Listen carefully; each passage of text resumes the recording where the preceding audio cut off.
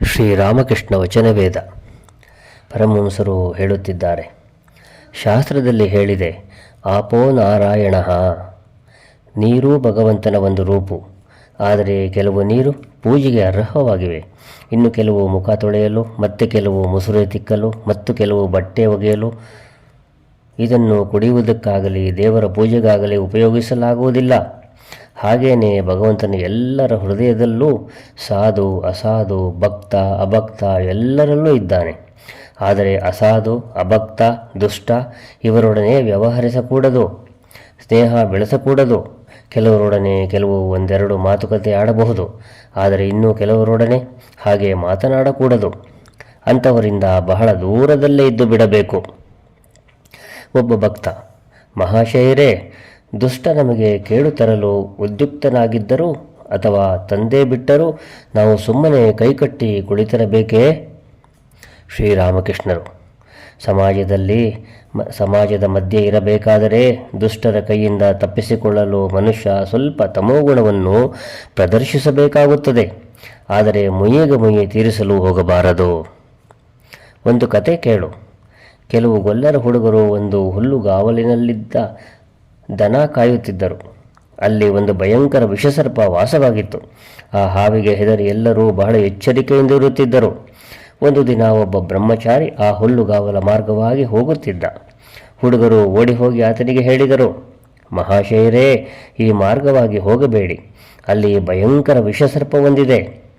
ಬ್ರಹ್ಮಚಾರಿ ಹೇಳಿದ, ಇದ್ದರೆ ಇರಲಿ ಗೆಳೆಯರ, ನನಗೇನು ಹೆದರಿಕೆ ಇಲ್ಲ, ಮಂತ್ರ ಗೊತ್ತಿದೆ. ಹೀಗೆಂದು ಹೇಳಿ ಆತ ಹಾಗೆಯೇ ಮುಂದುವರಿದ.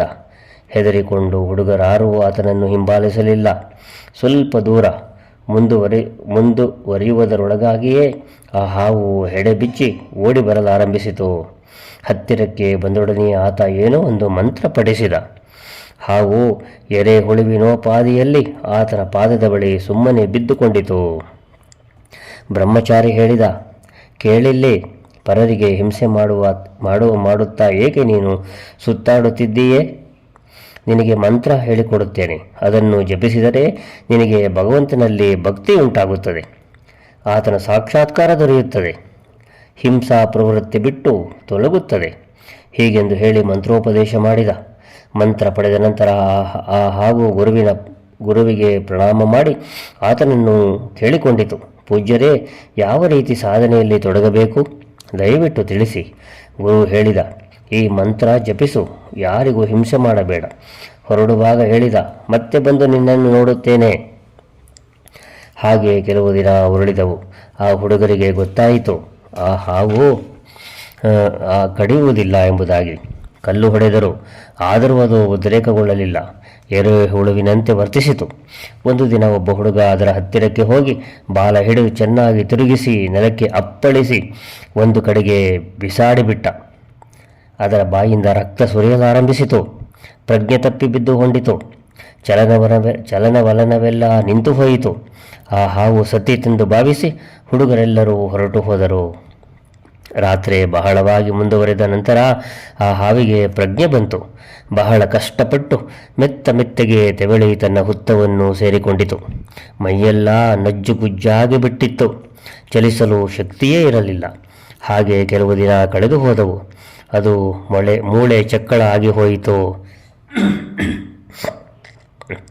ರಾತ್ರಿ ವೇಳೆ ತನ್ನ ಆಹಾರಕ್ಕಾಗಿ ಆಗಾಗ ಹೊರಕ್ಕೆ ಬರುತ್ತಿತ್ತು. ಹಗಲು ವೇಳೆ ಹುಡುಗರಿಗೆ ಹೆದರಿ ಹುತ್ತದಿಂದ ಹೊರಕ್ಕೆ ಬರುತ್ತಲೇ ಇರಲಿಲ್ಲ. ಮಂತ್ರ ಪಡೆದಂದಿನಿಂದ ಯಾರಿಗೂ ಹಿಂಸೆ ಮಾಡುತ್ತಿರಲಿಲ್ಲ. ಕಸ, ಕಡ್ಡಿ, ಎಲೆ, ಮರಗಳಿಂದ ಬಿದ್ದ ಹಣ್ಣು ಹಂಪಲು ಇವನ್ನು ತಿಂದೇ ಪ್ರಾಣಧಾರಣೆ ಮಾಡಿಕೊಳ್ಳುತ್ತಿತ್ತು. ಸುಮಾರು 1 ವರ್ಷ ಕಳೆದ ನಂತರ ಆ ಬ್ರಹ್ಮಚಾರಿ ಅದೇ ಮಾರ್ಗವಾಗಿ ಬಂದು ಆ ಹಾವನ್ನು ಹುಡುಕಿದ. ಗೊಲ್ಲರ ಹುಡುಗರು ಆ ಹಾವು ಸತ್ತು ಹೋಯಿತು ಎಂದು ಹೇಳಿದರು. ಬ್ರಹ್ಮಚಾರಿ ನಂಬಲಿಲ್ಲ. ಆತನಿಗೆ ಗೊತ್ತಿತ್ತು, ಮಂತ್ರ ಸಿದ್ಧಿಯಾಗದ ಹೊರತು ಅದು ಸಾಯುವುದಿಲ್ಲ ಎಂಬುದಾಗಿ. ಹಾಗೆ ಹುಡುಕಿಕೊಂಡು ಅದು ವಾಸವಾಗಿದ್ದ ಸ್ಥಳಕ್ಕೆ ಹೋಗಿ ತಾನು ಕೊಟ್ಟಿದ್ದ ಹೆಸರಿನಿಂದ ಅದನ್ನು ಕೂಗಲಾರಂಭಿಸಿದ.